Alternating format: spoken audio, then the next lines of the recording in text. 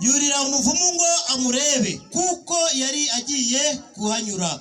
Yesu ahageze arararama aramubwira ati, Zakayo ururuka vuba kuko uyu munsi nkwiriye kurara iwawe. Yururuka vuba amwakira anezerewe. 7 Abantu bose babibonye barabyivovotera bati, dorere agiye gucumbika ku munyabyaha.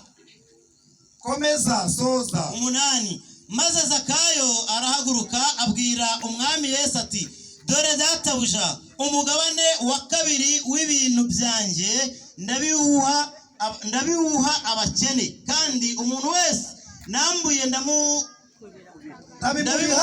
ndamuriha 4. Yesu aramubwira ati, uyu munsi agakiza kaje muri iyi nzu kuko nawe ari umwana wa Aburahamu, kandi umwana w'umuntu yazanywe no gushaka no gukiza icyari cyazimiye. Amina. Ufite amashyi? Yego. Ufite amashyi? Wa mugabo we, Imana ntabwo ibereye amashyi. Ururutsa iri jambo ry'Imana risomewe ahangaha.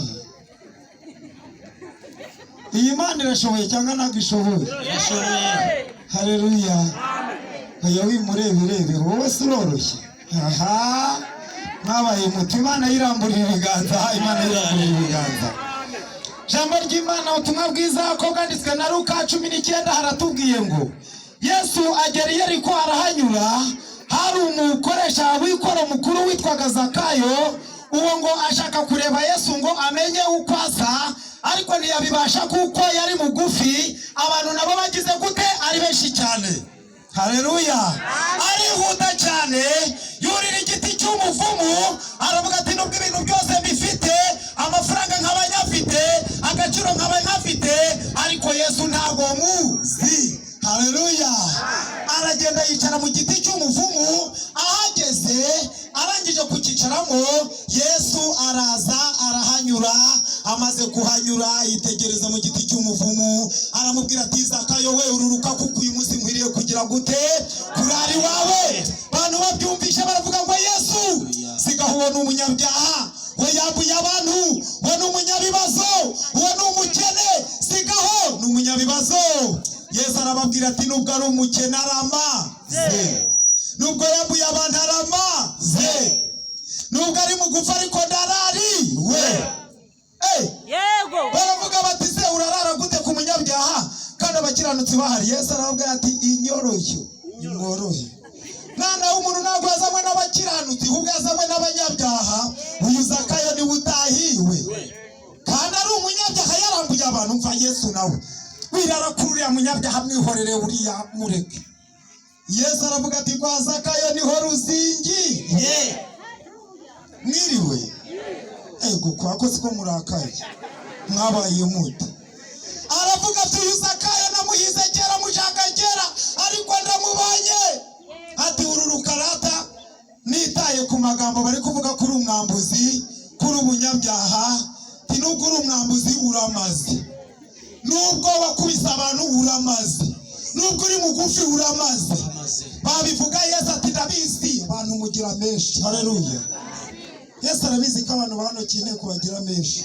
Yakugirira neza se shabahagaze bavuga bati, waba mu byate nani mweta agira nani gitenge agira, tinana hasengera uramaze. Yesu arakwende. Haleluya. Imana yiramburira ibiganza. Bakomeje gushega no gushebeka. Zakayo aravuga ati, ndasaba ijambo. Yesu ati, ndariguha. Ati, uwo nambuye ndabimuriha 4. Abantu bati, aha aho ngaho sha natwe yo tuhaba kugendera mu kavu yo. Ati, kandi umugabane wa 2 w'ibintu byanjye ndawuha abakene. N'abari bagiye mu byate bahita baparika, n'abari bagicuruza ubunyobwa n'inyanya bahita baparika. Haleluya. Vuga ati, natwe turi abakene. N'uwari ufite arabihaka. Haleluya. Haleluya. Yesu aramubwira ati, ururuka kuko nkwiriye kurari wawe, kandi umwana w'umuntu yazanywe no gushaka no gukiza icyari cyarazimiye. Zakayo aruruka ajya kuriha aba bantu. Mugabane wa 2 ibintu byawuha abakene. Arangije kuba kubiwuha kuwubaha Yesu.